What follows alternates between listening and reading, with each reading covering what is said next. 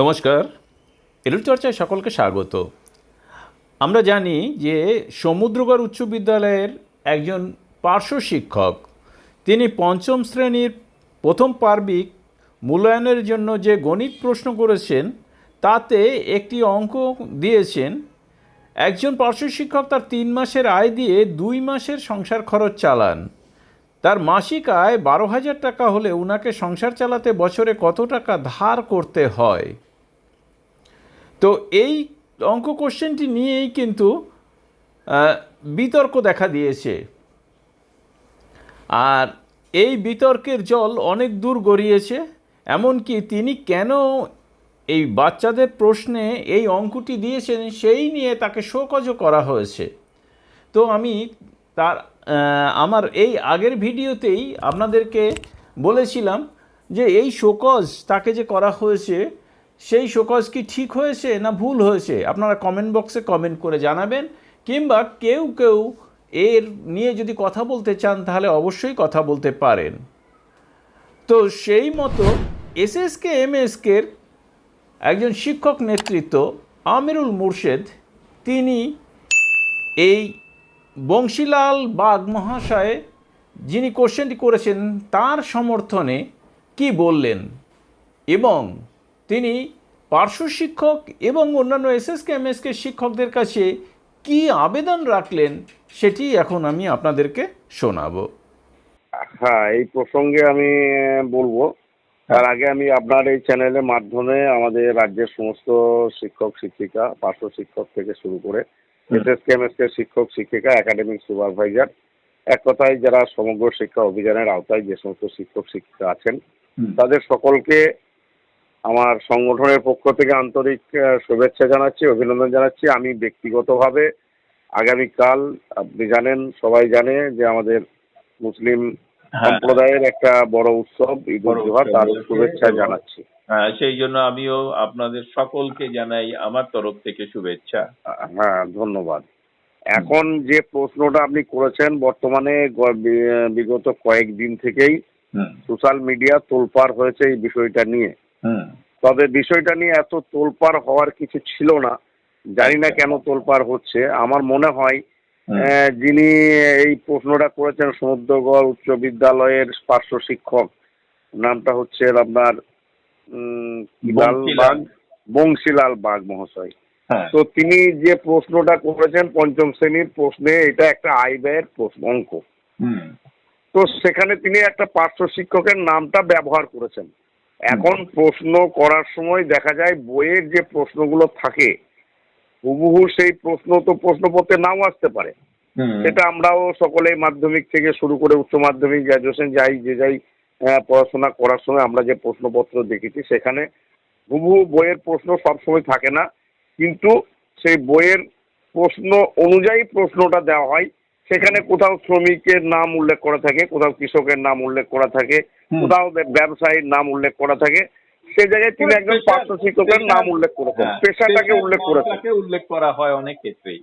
হ্যাঁ, অনেক ক্ষেত্রে উল্লেখ করা।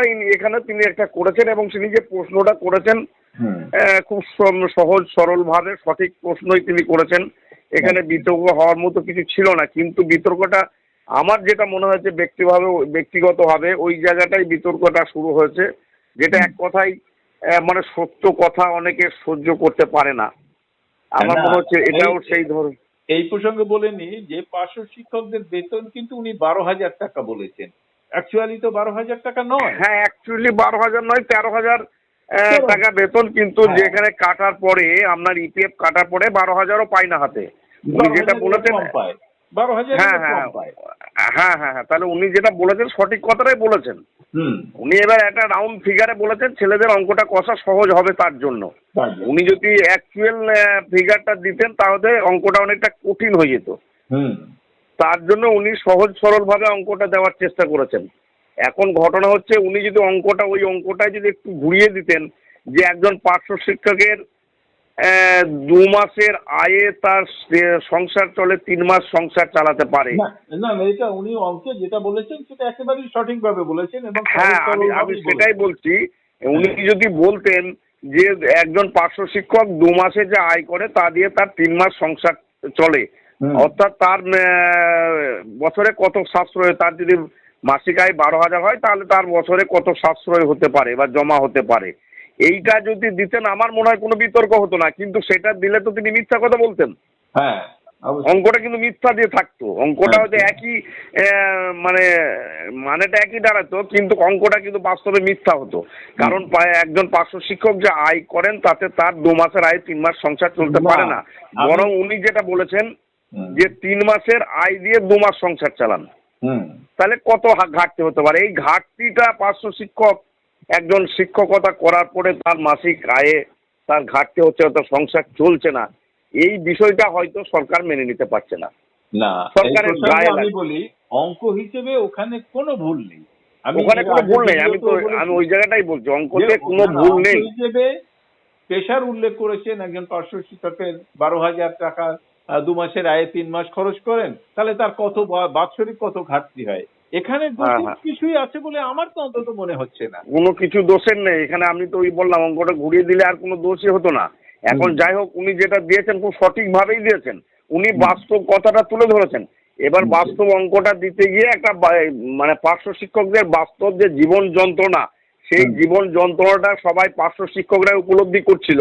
এখন সেই অঙ্কের প্রশ্নের মাধ্যমে গার্জেনরা যখন প্রশ্নগুলো দেখছে বা অনেকে প্রশ্ন দেখছে, তখন যে গার্জেনরা এই যে আসল রহস্যটা বেরিয়ে আসছে, এটাই অনেকে মেনে নিতে পারছে না। কিন্তু এক্ষেত্রে বংশীলাল বাবুর কোনো ভুল নেই, এবং বংশীলাল বাবুকে আমরাও সোশ্যাল মিডিয়ায় যে দেখতে পাচ্ছি নাকি শোকজ করা হয়েছে, কোন এসআই শোকজ করেছেন। তো আমার মনে হয় সেই এসআই অতিরিক্ত প্রভু ভক্তি দেখাতে গিয়ে তিনি শোকজ করেছেন। আমার মনে হয় সে এসআইও নিজের বিবেক বুদ্ধি বা হয়তো তিনি স্বেচ্ছায় করেছেন কিনা জানি না, কোনো চাপে পড়ে করে থাকতে পারেন, বা তিনি অতিরিক্ত প্রভু ভক্তি দেখানোর জন্য করে থাকতে পারেন। তো এই বিষয়ে আমি একটা কথাই বলবো আমরা চ্যানেলের মাধ্যমে, রাজ্যের বর্তমান পার্শ্ব শিক্ষকের সংখ্যা 48,000 যেটা ছিল, আমি মনে করি এটা 48,000 সংখ্যাটা একটু কারেকশন করে নেওয়া দরকার। কারণ এসএসকে এমএসকে এর শিক্ষক শিক্ষিকাদের মধ্য থেকে প্রায় 13,000 শিক্ষক শিক্ষিকা তারা 60 অপশন নিয়েছে, এবং 60 অপশন নেওয়ার ফলে শিক্ষামন্ত্রীর ঘোষণা মতো তারাও পার্শ্ব শিক্ষকে পরিণত হয়েছে। তাই এই মুহূর্তে রাজ্যে পার্শ্ব শিক্ষকের সংখ্যা হবে 48 প্লাস 13,000, অর্থাৎ 61,000। তো আমার মনে হয় একজোট হয়ে বা ঐক্যবদ্ধভাবে এই 61,000 পার্শ্ব শিক্ষকের এই যে বংশীলাল বাবুকে যে শোকজ করা হয়েছে তার বিরুদ্ধে তীব্রভাবে প্রতিবাদ করা উচিত।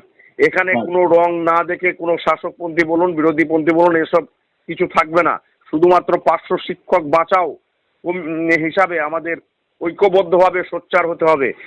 যেহেতু বংশীলাল বাবু কোনো অন্যায় করেননি, কোনো পার্শ্ব শিক্ষক অন্যায় করলে তার সকলে ঐক্যবদ্ধ হয়ে তার পাশে দাঁড়ানো কঠিন, কিন্তু এই ক্ষেত্রে বংশীলাল বাবু কোনো অন্যায় করেননি। তিনি সঠিকভাবে একটা প্রশ্ন করেছেন, এবং সেই প্রশ্নের মাধ্যমে হয়তো তিনিও এতটা ভাবেননি যে এইরকম একটা বিতর্ক চলে আসতে পারে। তিনি হয়তো না ভেবেই অঙ্কটা দিয়েছিলেন, কিন্তু সেই প্রশ্নের মাধ্যমে তিনি পার্শ্ব শিক্ষকদের সঠিক জীবন যন্ত্রণার কথাটা তুলে ধরেছেন, তাতে কোনো অপরাধ হতে পারে না। তাই আমি মনে করি, এবং আমাদের সংগঠন মনে করে, যে এটা বংশীলাল বাবু কোনো অন্যায় করেননি। এখানে যদি বংশীলাল বাবুর কোনো ক্ষতি করার চেষ্টা করা হয় তাহলে সমস্ত রাজ্যের পার্শ্ব শিক্ষকদের ঐক্যবদ্ধভাবে তার বিরুদ্ধে তীব্র থেকে তীব্রতম প্রতিবাদ করা উচিত বলে আমি মনে করছি।